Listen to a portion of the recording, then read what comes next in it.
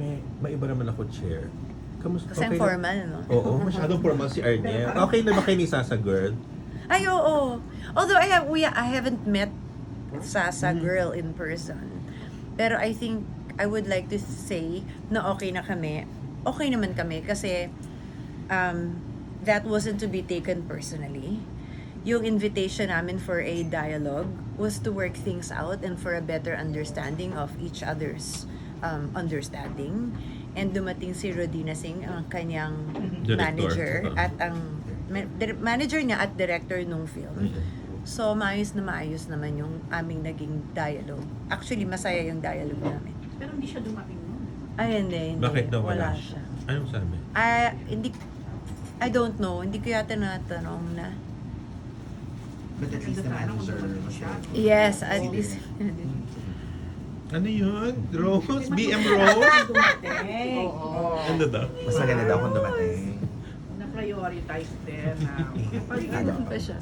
Hindi ganun ba siya? May side comments here. Going back lang dun sa nabanggit about yung sa kay Sasa Girl, how did you handle that whole issue? Naging reaction mo? Ganun naman ako eh. Alam nila yon. Especially my board and even the stakeholders whom we have worked with already in the past. If I see that there is a misunderstanding, I will make an effort to enter into a dialogue with you. Ibig kong sabihin, gagawa ako ng paraan na makapag-usap tayo para magkaintindihan tayo. And you don't have to change your mind. Yung paniwala mo, pwede kong respetuhin kahit magkaiba tayo ng paniwala or pananaw. Pananaw is a better term, I think. So, kahit magkaiba tayong pananaw, para sa akin, kailangan harmonious at peaceful pa rin yung working relationship natin. So, importante na nagkakaintindihan. Importante yung harap-harapan ay mag-usap tayo.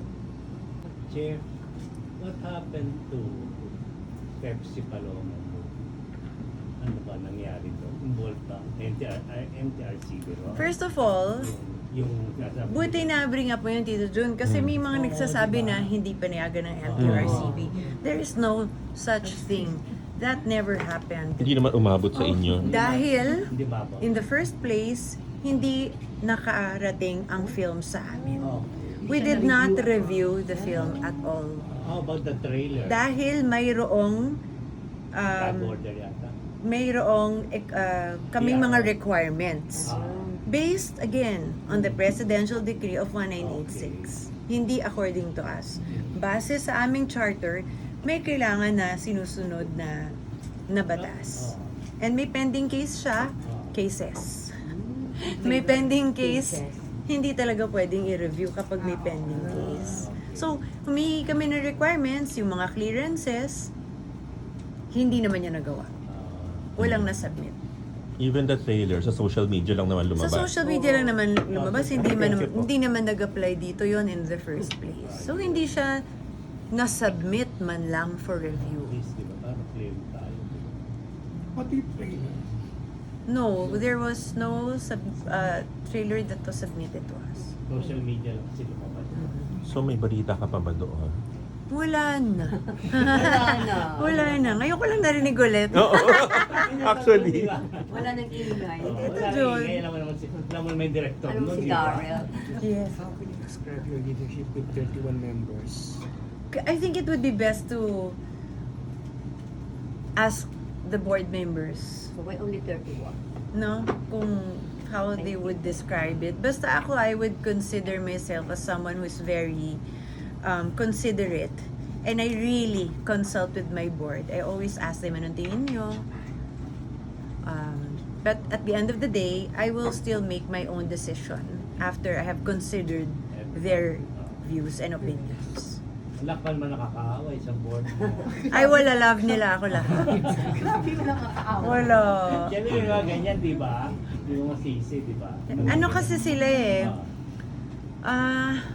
kailangan pakisamahan mo silang lahat. So, kinikilala ko yung bawat personality. Dapat meron kang, dapat intentional ka. I think I'm intentional when it comes to having a unique relationship with each of them. Mababait ang mga board. Lahat. Actually, Wow, mababait coming sila from you, talaga. Coming from you, Mababait sila talaga, totoo yan.